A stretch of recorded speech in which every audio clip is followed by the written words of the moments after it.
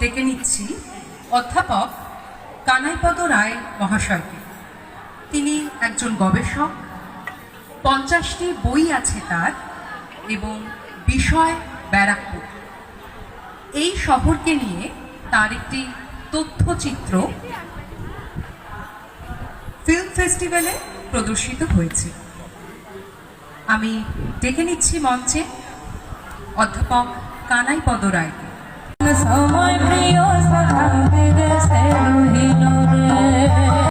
তার গবেষণার বিষয় ব্যারাকপুর, এবং সেই বিষয় নিয়েই আজকে বেশ কিছু কথা আপনাদের সঙ্গে ভাগ করে নেবে।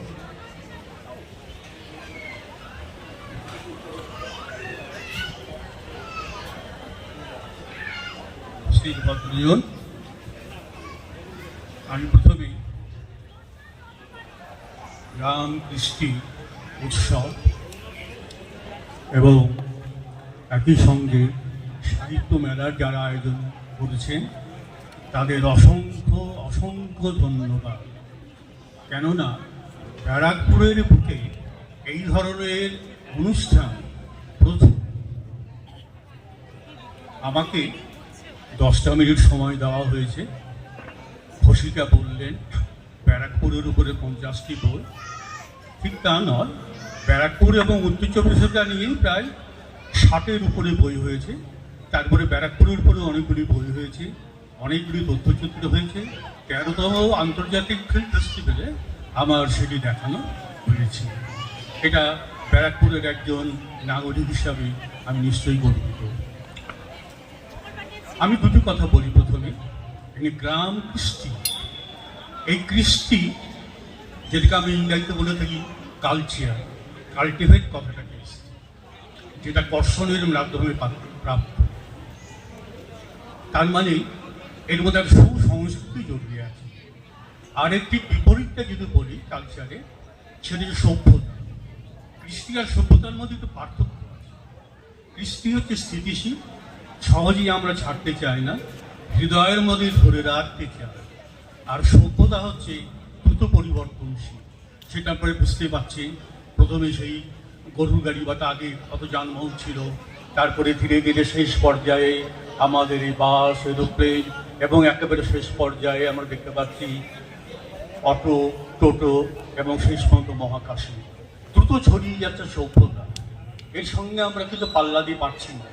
কিন্তু আমাদের কৃষ্টি যেটা, সেটা কিন্তু সে দ্রুত পাল্টায় না। গ্রাম জীবনে যে দেখবে এখনো পর্যন্ত নানা রকম কৃষ্টি সেগুলো রয়ে গেছে। এইগুলি আমাদের কিন্তু সম্পদ। আমাদের মনকে যদি শান্ত রাখতে পারি, গ্রাম জীবনকে যদি আমরা আরও পরিচ্ছন্ন করতে চাই, পরিচ্ছন্ন মানে এ নয় যে তার পরিবর্তন, কৃষ্টিগুলোও বহাল থাকে। ছোটবেলায় দেখেছি যে আমাদের পাড়ার রাস্তাতে মাথায় করে ওই ঝাঁপিওয়ালা যারা, তারা পুজো নিয়ে যেত। এখন তো ভাবুন, এখন পুজোর বদলে আমাদের তো ফ্রিজ চলে এসছে। কিন্তু এখনো পর্যন্ত আমি দেখেছি অনেক বাড়িতে কিন্তু সেই পুজোটা রেখে দেওয়া হয়েছে। এটা গ্রামীণ ঝাঁপি, গ্রামীণ শিল্প এবং সংস্কৃতি একটা বিরাট অঙ্গ। এটাকে যদি আমরা এখনো পর্যন্ত কিন্তু ধরে রাখতে পারি। আমি এখনও দেখেছি কিছু প্রতিষ্ঠানে তারা ফ্রিজের পাশাপাশি একটা প্রিয়ও কিন্তু রেখে দিয়েছে, এবং অনেককে দেখেছি ফ্রিজের পরিবর্তে তারা পুজোর জলই পান করছে। এটাকে যদি আমরা আরও ব্যাপক হারে নিয়ে যেতে পারি, নিশ্চয়ই এই শিল্পটা আরও প্রসার লাভ করবে। গ্রামের মানুষরা কিছু অর্থও হাতে পাবে। এছাড়া তো প্রচুর এরকম উদাহরণ রয়েছে, আমরা সেদিকে আর আমি যাচ্ছি না, কেন সময় খুব সংক্ষিপ্ত। আমাকে বলেছে ব্যারাকপুরের উপরই কিছু বলার জন্য। তা প্রথমে আমাদের একটু আগেই আমাদের যিনি গায়িকা ছিলেন, তিনি গঙ্গার ধারের কথা বললেন। আপনারা হয়তো জানেন না, এই যে গঙ্গার ধারে বসে আছেন আপনারা, যে ঘাটটার পাশে, এই ঘাটটার সঙ্গে 1857 সালে যে বিদ্রোহ গোটা ভারতবর্ষ তথা বিশ্বে ছড়িয়ে পড়েছিল বিভিন্ন জায়গায়, আমাদের পাশে যে ঘাটটা রয়েছে, যেটাকে আপনারা বলেন নিশান ঘাট, আসলে এটার নাম হচ্ছে ফ্ল্যাগস্টেপ ঘাট। এর সঙ্গে সম্পর্কযুক্ত 29শে মার্চ মঙ্গল পাণ্ডে আমাদের ব্যারাকপুরে বিদ্রোহ করেছিল, যে বিদ্রোহ পরবর্তীকালে ছড়িয়ে পড়েছিল ভারতবর্ষের বিভিন্ন প্রান্তে। সেই বিদ্রোহের উৎসস্থল হচ্ছে আমাদের এই নিশানঘাট বা ফ্ল্যাগস্টাফ ঘাট, যেটা আমাদের অনুষ্ঠান হচ্ছে ঠিক তার পাশে। কি ঘটনাটা? তাহলে দুটো লাইনে শেষ করি। 29 এপ্রিল মঙ্গল পাণ্ডে তার বিদ্রোহ শুরু করেছিলেন। 28 এপ্রিল তিনি খবর পেলে ইংরেজ সৈন্যরা রাতের বেলায় আমাদের এই ফ্ল্যাগস্টাফ ঘাটে এসে উপস্থিত হয়েছে। মঙ্গল পাণ্ডেরও একটা গোয়েন্দা বিভাগ ছিল, যেটা অনেকেই জানে না। তারপরে মঙ্গল পাণ্ডেকে নিয়ে অনেক অকথা কুকথা তার সাধ্য শতবর্ষে লেগে গেছে। আমি দূরদর্শনে থেকে শুরু করে বিভিন্ন মিডিয়াতে তার তীব্র প্রতিবাদ করেছি, এবং কেন্দ্রীয় সরকারের যে রেল আমাদের ব্যারাকপুরে নিয়ে আসা হয়েছিল, সেখানেও সব ভুল তথ্যে ভরা ছিল। আমিও সেগুলোর সমালোচনা করে টিভিতে নানা বক্তব্য রেখেছিলাম। 28 মার্চ মঙ্গল পাণ্ডে খবর পেলেন ইংরেজ সৈন্যরা আমাদের ফ্ল্যাগস্টাফ ঘাটে চলে এসেছে, আমাদের এই ঘাটে। তিনি সঙ্গে সঙ্গে তার যে সহকর্মী যারা ছিলেন, সহসিপাহীরা ছিলেন, তাদেরকে রাত্রিবেলা ডেকে বললেন, আর দেরি নয়, তোমরা প্রস্তুত থাকো, আগামীকালে আমরা বিদ্রোহ ঘোষণা করব। ঠিক পরের দিন 29 মার্চ আমরা জানি ব্যারাকপুরে বেলা 3 থেকে 3:30-এর মধ্যে মঙ্গল পাণ্ডে এই বিদ্রোহ ঘোষণা করেন। কিন্তু দুঃখের বিষয়, ইংরেজ ভয় হোক যেভাবেই হোক, মঙ্গল পাণ্ডে যখন বিদ্রোহ শুরু করে তখন তার প্রথম লাইনটাই ছিল যে তোমরা আসছো না কেন, মানে তার সহকর্মীরা কেউ আসছে না, সহসিপাহীরা, সভাপতি তাদের একটা চাকরির ভয় ছিল, তাদের এই করে খেতে হয়, তারপরে ইংরেজদের অপমান তাদের সহ্য করতে হতো। শেষ পর্যন্ত মঙ্গল পাণ্ডে একাই বিদ্রোহ চালিয়ে গেছিল এবং শেষ পর্যন্ত না পেরে আত্মহত্যার চেষ্টা করেছিল।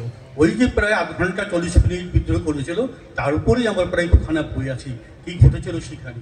আমরা খালি মঙ্গল পাণ্ডে নামটাই জানি, কিন্তু তাকে মঙ্গল পাণ্ডে হতেন না যদি না আর দুজনও থাকতেন।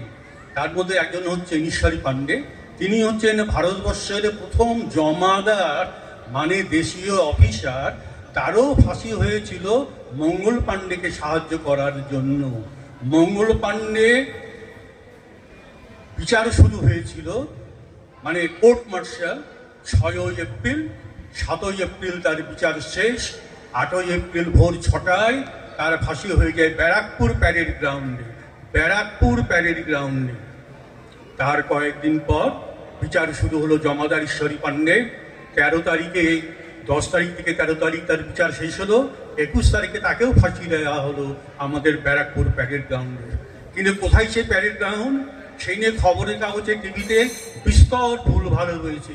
সম্প্রতি আমার একটা বই বেরিয়েছে, 1857 ঐতিহাসিক বিচার মঙ্গল পাণ্ডে ঈশ্বরী পাণ্ডের। ভারতবর্ষে কোথাও এই যে নথিটা আমি দিয়েছি, প্রতিদিন বিচার, প্রত্যেকটা দিন নিখুঁত বিচারগুলো আমি এর মধ্যে তুলে ধরেছি। কোথায় তার ফাঁসি হয়েছিল সেটাও আমি দেখিয়েছি, এবং এই বইটা নিয়ে পরবর্তীকালে আমাদের অনেক কেন্দ্র সরকার কেন রাজ্য সরকারও এটা নিয়ে তথ্যচিত্র তৈরি করেছেন এবং প্রশাসনের কাজও লাগছে। আমি আর সেদিকে যাচ্ছি না, আমি শুধু একটা কথাই বলি, এই শহর ব্যারাকপুর, এটা কিন্তু আমাদের ভালোবাসার শহর। ইংরেজরা চলে গেছে, লর্ড ক্যানিং সিপাহীদের পেটাচ্ছেন, তার পত্নী ছিল কিন্তু লেডি ক্যানিং। তিনি আবার খুব ভালোবাসতেন। কি ভালোবাসতেন? আমাদের এই ব্যারাকপুর অঞ্চলকে। কেমন ভালোবাসতেন? দেখবেন এই লাটবাগানের মধ্যে গেলে সেখানে একটা বটগাছ দেখতে পাবেন। সেটা প্রায় আমরা বোটানিক্যাল গার্ডেনের সমসাময়িক, কেউ কেউ বলছেন তার থেকেও এটা বয়স্ক। সেই বয়সটা আমি আমার বই লিখেছি। সেই গাছটার যখন লেডি ক্যানিং এখানে আসেন, তিনি এখান থেকে চিঠিতে লিখছেন যে আমি সন্তানের মতন এই বটগাছটাকে ভালোবাসি। এই বটগাছের তলায় বহু রাজা রানী রাজপুত্র এসে গল্প করেছেন, খেলাধুলা করেছেন। আর লেডি ক্যানিং কি করেছেন? আমাদের এই যে গঙ্গার ধার, এখানে বসে সুন্দর সুন্দর ছবি আঁকতেন, অসাধারণ সেই সব ছবি এঁকে তিনি লন্ডনে পাঠিয়ে দিয়েছেন। সেই ছবিগুলোকে নিয়ে সম্ভবত রূপা পাবলিকেশন একটা বই তৈরি করেছে। তা লেডি ক্যানিং এর কথা কেন মনে রাখবো? আমি সম্প্রতি একটা মিষ্টির উদ্বোধন করেছি, আমি নিজে নাম দিয়ে। আপনার লেডি ক্যানিং মিষ্টির নাম শুনেছেন নিশ্চয়ই? এটা নিয়ে অনেক গল্প রয়েছে। এই আমাদের ব্যারাকপুরের লেডি ক্যানিং, যার সমাধি রয়েছে এখনো পর্যন্ত আমরা দেখতে পাবেন ব্যারাকপুর লাটবাগানের ভিতরে। তাই লেডি ক্যানিং কোনো ভুলে যাবে ব্যারাকপুর থেকে? আমি নামটা একটু বলতে করলাম, ব্যারাকপুর লেডি ক্যানিং। 2 বছর আগে আমি এই মিষ্টিটার উদ্বোধন করি একটি মিষ্টির দোকান থেকে, এবং সেটা বেশ কিছু কিছু ক্ষেত্রে বিভিন্ন জায়গায় পাওয়া যাচ্ছে, জনপ্রিয় হয়েছে। এই ভালোবাসার শহরে আমরা দেখতে পাই একদিকে যে বিভূতিভূষণ, তিনি তার জীবনের শেষ দুটি উপন্যাস আমাদের ব্যারাকপুরে মঙ্গল পাণ্ডে ছড়দুল বসে লিখেছেন। ইছামতির জন্য তিনি রবীন্দ্র পুরস্কার পেয়েছেন। এছাড়া তো মানে প্রচুর প্রচুর সাহিত্যিক আমাদের এই ব্যারাকপুরে এসেছেন, জন্মগ্রহণ করেছেন। তাদের নাম করতে গেলে সময় কেটে যাবে। আমি শুধু বলি, আমি আবার ধন্যবাদ দিই আমাদের এই সংগঠক, এই আয়োজকদের। ব্যারাকপুরের ক্ষেত্রে এটা অভিনব এবং আগামী দিনে এটা আরও ভালোভাবে হবে। তবে আমার খালি একটা অনুরোধ, এখানে আপনারা বইমেলার যে আয়োজনটা করেছেন, যে সমস্ত পাবলিকেশনরা এসছে তাদের বই কিন্তু আমরা পাই, সর্বত্রই পাই। কিন্তু যে অঞ্চলে বইমেলাটা হচ্ছে সেই অঞ্চলের বইগুলোকে আপনারা একটু চিন্তা করবেন রাখার জন্য। তারা অনেক সময় পায় না। আমার বই ক্ষেত্রে বলছি না, আমার বই ক্ষেত্রে ওরা পশ্চিমবঙ্গ ধরেই বিক্রি হয়ে যায় এবং তার এডিশনও চলে। আরও অনেকে রয়েছে, সেটা যদি এখানে রাখা যায় তাহলে এই মেলা মনে হয় আর একটা দিক পাবে। আমরা এই মেলায় আসবো, ব্যারাকপুরকে খুঁজবো, অন্যান্য পাবলিকেশন খুঁজবে। এই কথা বলে আমি আমার বক্তব্য শেষ করছি।